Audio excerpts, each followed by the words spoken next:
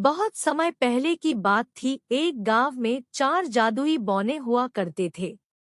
ये बौने पूरे गांव में घूमते और जिस किसी को मदद की जरूरत होती तो उनकी मदद किया करते थे।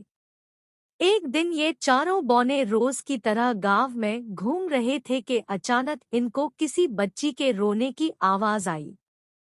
जैसे ही बौनों ने अंदर झांक कर देखा तो एक प्यारी सी बच्ची कपड़े धोते हुए रो रही थी और पीछे से किसी औरत के चिल्लाने की आवाज आ रही थी।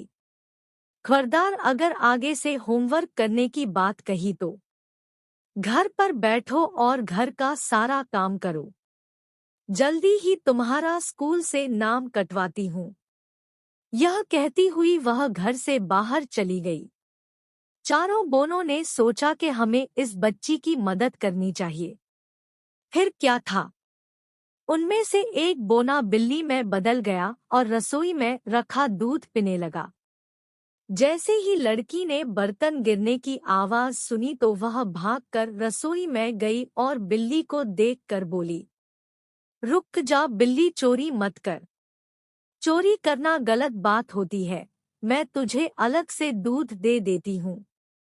अगर मेरी माँ को पता चल गया कि बिल्ली ने दूध झूठा कर दिया है तो वो बिना सोचे समझे पता नहीं क्या सजा दे मुझे। यह सुनकर वह बिल्ली बोली, मुझे आज तक किसी ने ऐसा नहीं बोला। हर कोई मुझे मार कर भगा देता है। तुम बहुत नेक दिल की लकड़ी लगती हो, लेकिन तुम रो क्यों रही थी? बिल्ली के पूछने पर लड़की ने दुखी चेहरा बनाते हुए बोला, मेरा नाम शाइनी है। यह मेरी असली माँ नहीं है। यह मेरी सौतेली माँ है। मेरे पापा काम से अक्सर बाहर रहते हैं। माँ मेरे साथ बहुत बुरा बर्ताव करती है और पापा मेरी बात का विश्वास भी नहीं करते। इसलिए मुझे माँ की बातों का बहुत बुरा लगता है। अगर मेरी असली माँ होती तो मुझे इतना बुरा भला ना कहती और मुझे पढ़ाई करने से भी मना नहीं करती। यह सब सुनकर बिल्ली ने दूध खत्म किया और वहां से चली गई और शाइनी अपने काम करने के लिए जाने लगी। जैसे ही उसने दूसरे कमरे में प्रवेश किया, उसने देखा कि सारा कमरा एकदम साफ था। कपड़े धुलकर प्रेस किए हुए पड़े थे। कमरा एकदम साफ था। ये देखकर शाइनी ने बाकी के कमरों की भी सफाई कर डाली।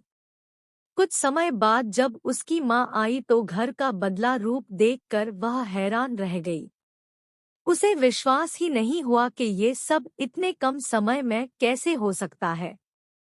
यह सब जानने के लिए अगले दिन शाइनी की माँ ने जानबूझकर पूरे घर में कचरा गिरा दिया और सारे बर्तन गंदे कर दिए और शाइनी को गुस्से में बोली, मैं एक जरूरी काम से बाहर जा रही हूँ। अगर ये सब काम 2 घंटे में पूरा ना हुआ तो आज रात को खाना नहीं मिलेगा। यह कहकर वह घर से चली गई। शाइनी बहुत डर गई थी और जल्दी में घर का सारा काम करने लग गई। यह सब जादुई बौने देख ही रहे थे कि उसी वक्त शाइनी के हाथ से एक कांच की कटोरी गिरकर टूट गई। यह सब देखकर शाइनी समझ गई कि आज रात उसे भूखा ही सोना पड़ेगा। कुछ देर बाद वही बिल्ली अंदर आई और बोली, आज दूध मिलेगा शाइनी।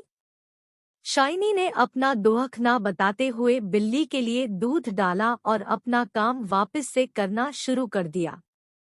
यह सब शाइनी की सौतली माँ देख रही थी। उसने देखा कि जब तक वो बर्तन साफ कर रही है पीछे से कुछ बौने घर का सारा काम कर रहे हैं। वह सोचती है कि क्यों मैं इन बौनों को पकड़ लूं। लेकिन जैसे ही वह उनको पकड़ने के लिए घर में आती है उसे कोई नजर नहीं आता। लेकिन घर पूरा साफ होता है। यह सब देखकर शाइनी की माँ को गुस्सा आता है और वह गुस्से में शाइनी की पिटाई करने लग जाती है। माँ, बता कहाँ है वह बौने? बता कहाँ है वह बौने?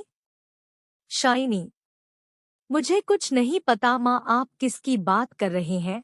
मैंने तो एक बिल्ली को दूध पिलाया था। लेकिन उसकी माँ ने एक बात ना सुनी और शाइनी की पिटाई करती रही।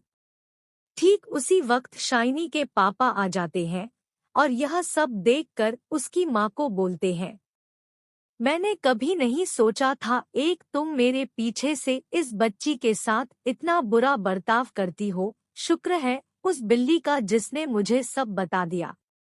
और आज मैंने देख भी लिया कि तुम शाइनी के साथ कैसा बर्ताव करती हो। मगर आज के बाद तुमने इस बच्ची को हाथ भी लगाया या पढ़ाई करने से रोका तो मुझसे बुरा कोई ना होगा।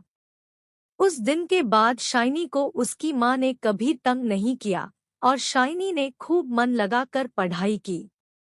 आगे जाकर शाइनी डॉक्टर बनी और उसने कई लोगों का मुफ्त में इलाज किया। इस कहानी से बच्चों हमें ये शिक्षा मिलती है कि अच्छा करने वालों के साथ कभी बुरा नहीं होता।